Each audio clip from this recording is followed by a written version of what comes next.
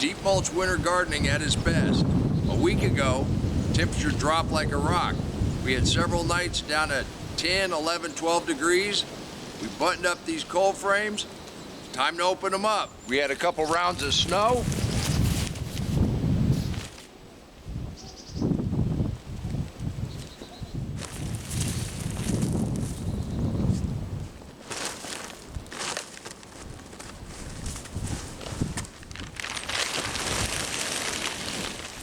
Yesterday it finally warmed up above freezing.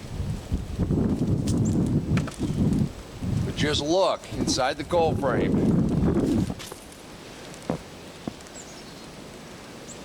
Extreme winter gardening. You can do this too. Let's see what we got going on here.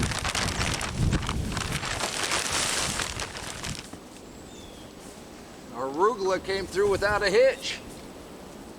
It did get cold enough that the mulch on top definitely froze. Covered these up again last night. We'll be covering them every night for a little while.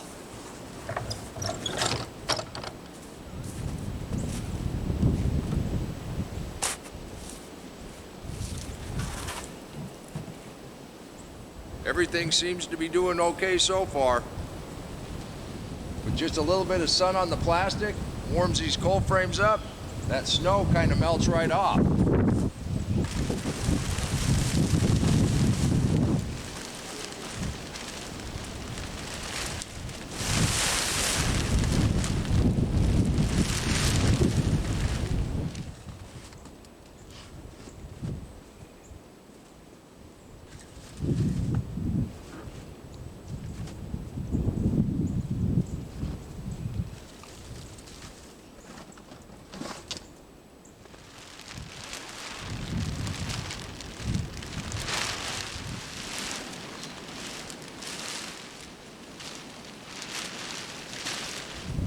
With the exception of having a little heavier snow than I thought, we did okay in here.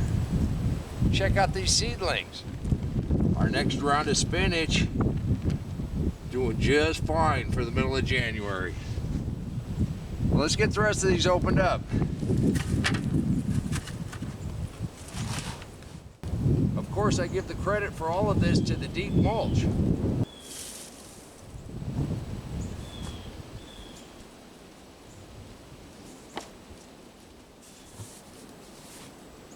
That's wonderful. Volunteer lettuce, extreme winter gardening, and deep mulch. Since we want to talk about that, and today is Saturday, for the last 4 years, we've been celebrating you and what's been going on in your garden. We've got a new contributor to this channel, Eddie. Southwest Arkansas said they didn't have quite as much snow as we've got, but he got something cooler than we've got. His city does a leaf dump, and he's brought in a lot of leaves for his mulch. Wanted to know exactly how deep to put it.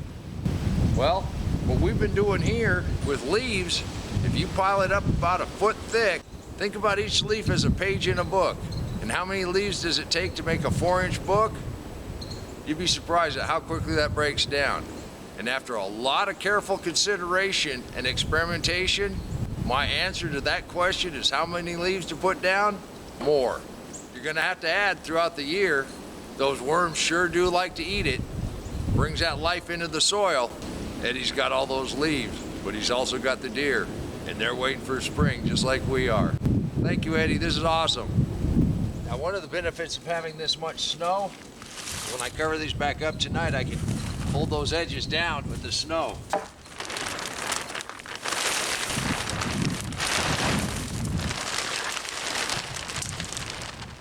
Well, it doesn't look too bad. The cabbages, beets, carrots, cilantro, I think we're doing all right. Right now, we're winding up our 4th year of showing you just exactly what can happen in a deep mulch garden. We've got a couple new contributors from Arizona, Dale and Debbie. Their raised beds were built into the house. They stumbled across our story, and all they can say is, wow, with the deep mulch. And they can attest the hardest work you ever do is harvest. Now, this is extreme gardening, and I'm not suggesting anybody comes out here and does this. I'm just showing you what's possible in a deep mulch garden. You can do this too. I've not only been blessed over the last 4 years with a garden that continues to produce food, but I've met so many nice people through this gardening channel. That's one of the reasons we keep doing this every Saturday. Mike and Linda down in Zone 8, they brought in the mulch, and they're ready for spring, but they haven't finished picking. Just check out what they've got going on here. Onions, cabbage, greens. Since they started using the deep mulch, their garden hasn't stopped producing either. You can do this too. I want to thank you. I'm really blessed with all of the support I receive from all of the viewers. And I'd ask you to leave a comment and let everybody know just how much you appreciate them sharing what's going on in their garden. And aside from a little covering and uncovering in the winter, the hardest work you're going to do in a deep mulch garden is harvest. Everybody that's tried this mulch has been just amazed.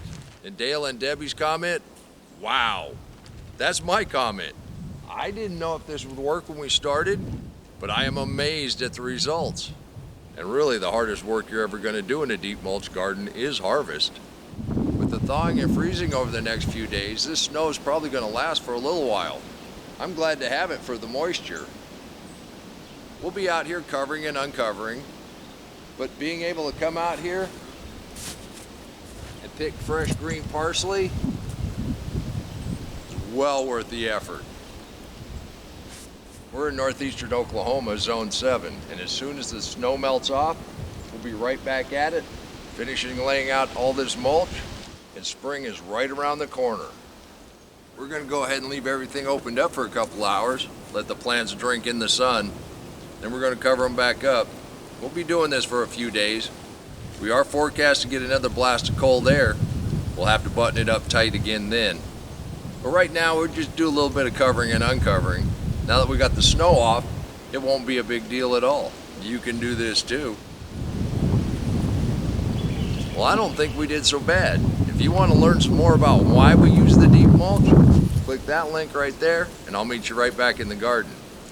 Well, I'm going to go to the house and get a cup of coffee. And until next time, remember, take care of yourself, take care of your family, and God bless you.